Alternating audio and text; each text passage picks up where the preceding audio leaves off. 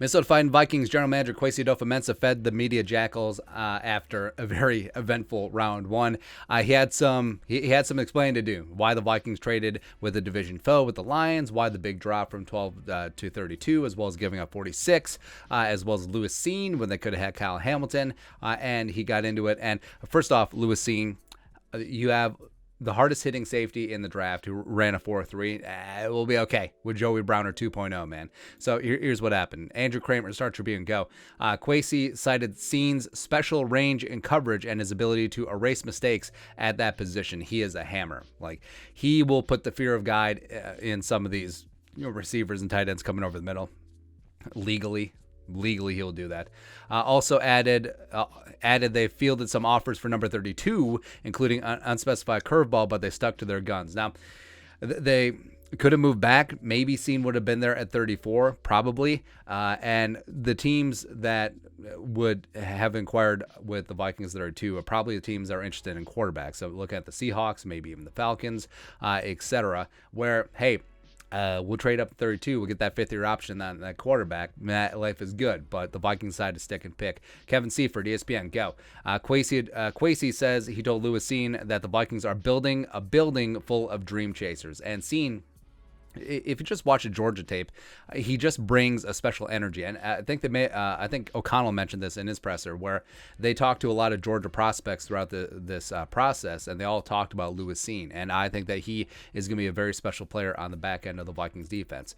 Chad Graff, The Athletic, go. Just before the Vikings picked Cine at 22, the curveball, blah, blah, blah.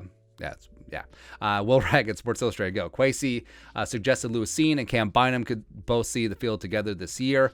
When we talked about this trade, we talked about the NFL and what it is now. I got Ed Dontel and Mike Pettin in the lab. Ultimately, it's about getting your best players on the field. And there will be multiple times where Harrison and Cine and Bynum are on the field at the same time, because a lot of them have positional flexibility. Now, Cine can play a little bit of coverage, even though his best part of his game is just being that hammer, just being that guy. And with Harrison getting up there in age, I think that him spending more time around the line of scrimmage, maybe as a de facto outside linebacker, does make a lot of sense, since that's where he had a lot of success in Zimmer's former scheme. And Bynum, he's a great free safety. He's a great slot cornerback as well.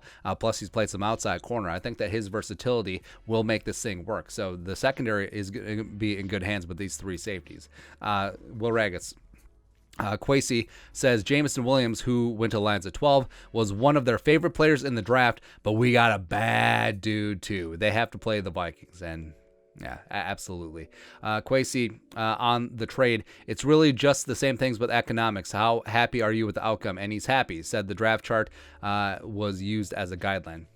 And which trade chart? Was it the Jimmy Johnson one from 30 years ago? Was it the updated, Pro Football Focus one, etc.? So, I mean, I don't know.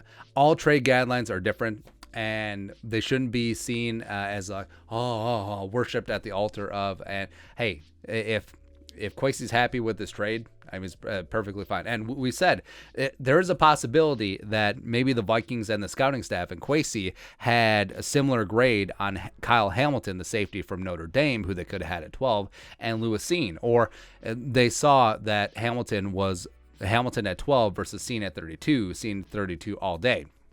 Could have been one of those situations.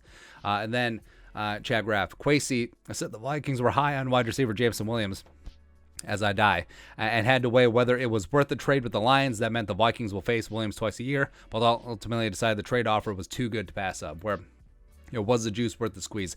And the problem is, it's like, it's because wide receiver is such a visible position. Like, you can clearly see how a wide receiver impacts the game. Now, if the Lions were trading up for a guard or a run-stuffing nose tackle, that would have been more palatable, because the average fan isn't going to be able to dissect and digest like how they impact the game versus the wide receiver who they may have on their fantasy teams. Like, Jameson Williams lit it up versus nose tackle or guard lit it up. So it is a risk, but also, I mean, it's not like the Vikings are going to have bad players either. I mean, the Lions are going to have to play them. Will Raggett, Kwesi, last one. Kwesi on potentially fielding calls for the 34th pick tomorrow. My cell phone is always charged. And the Vikings, they could stick and pick. They could get a great player like Kyler Gordon or Andrew Booth or Nakobe Dean, or hell, just take Willis. I don't really care at this point. But if the Vikings get an attractive trade down offer, hopefully they're not trading down too far, and hopefully they can get multiple day 2 selections, or maybe even a future first round pick for number 34, and also like a 3rd round pick. We'll take that. But yeah, Kwesi, he made some moves, man. Like, he certainly did not shy away of making bold moves that were going to draw some ire, because, I mean, sometimes the right move is not the popular one. So, Kwesi, we're going to see what happens with this trade as it goes forward. And we're going to see what happens with the careers of Kyle Hamilton and Lewis Cine, because, like it or love it, like Lewis Cine, he's going to be tied to Hamilton. He's going to be tied to this trade. And Kwesi, he's like, put it on the table, man. Like, this is what I'm doing. This is my team. Let's go. But your thoughts are thoughts. Kwesi's first round press conference. Let us know in the comment section below. Subscribe for daily Vikings takes. Want to support the work? Put a little something in the Venmo. But until next time, Skull, production value.